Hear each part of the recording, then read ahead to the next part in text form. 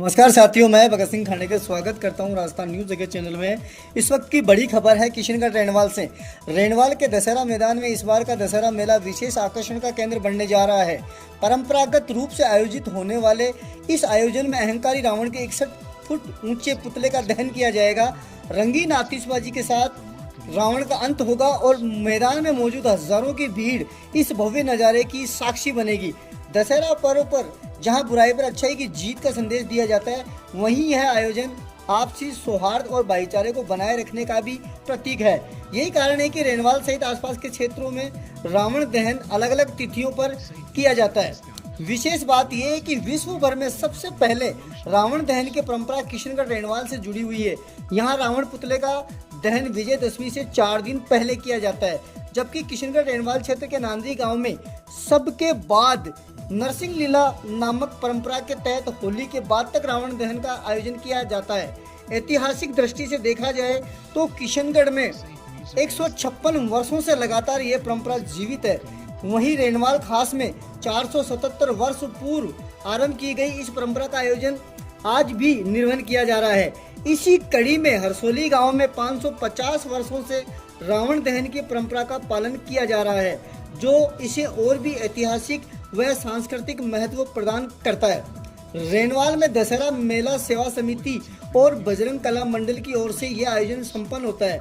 नवरात्रि से ही रामलीला का मंचन प्रारंभ हो जाता है और दशहरे के दिन इसका समापन रावण दहन के साथ होता है। आयोजनकर्ता ऋषि दादीज ने बताया कि इस बार 61 फुट के विशालकाय रावण का पुतला तैयार किया गया है, जो आकर्षण का केंद्र रहेगा। इस पुतले के निर्माण में चिरंजी लाल सेन परिवार की अहम भूमिका रही है। उनके पुत्र ललित और विजय सेन ने इसे पूरी मेहनत और कौशल के साथ तैयार किया है। इस भव्य आयोजन के जरिए जहां धार्मिक और सांस्कृतिक परंपराओं का निर्वहन होता है, वहीं समाज को ये संदेश भी दिया जाता है कि चाहे अहंकार कितना भी बड़ा क्यों न हो, अंततः उसका विनाश निश्चित है और सत्य तथा धर्म की सदैव विजय होती है।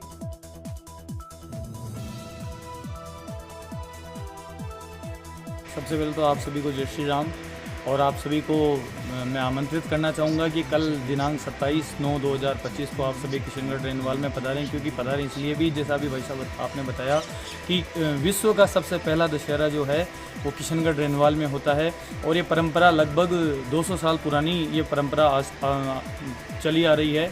और ऐसा बताया जाता है कि जब आपसी जो आसपास के जो गांव हैं उनमें इन तिथियों के हिसाब से ही और इस मेले को विभाजित किया गया कि षष्ठी को सबसे पहले किशनगढ़ का मेला, फिर अष्टमी को रेणवाल खास का मेला और फिर दसवीं को हरसोली का मेला, ताकि ये लोग आपस में पूरे मेलों में कंट्रीब्यूट कर सके, एक सहयोग की भावना और ज़्यादा से ज़्यादा जुड़ाव लोगों का हो।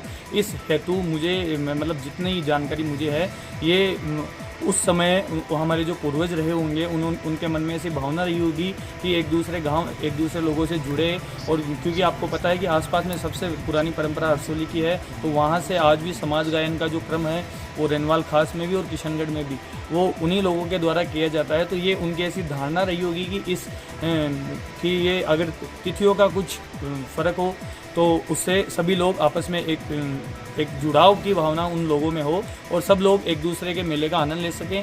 उसके अतिरिक्त मुझे यूँ लगता है कि ये फुटकर व्यापारियों को देखते हुए, मेले के अंदर जो झूले लगते हैं उनको देखते हुए, या जो छोटे व्यापारी जो कुछ बर्तन बेचने के लिए आते हैं, खिलौने बेचने के लिए आते हैं, ये सब लोग एक जगह से दूसरी जगह आराम से पहुँच सके। वो टाइम इसलिए भी 1-2 दिन का बीच में ये रखा गया है गैप।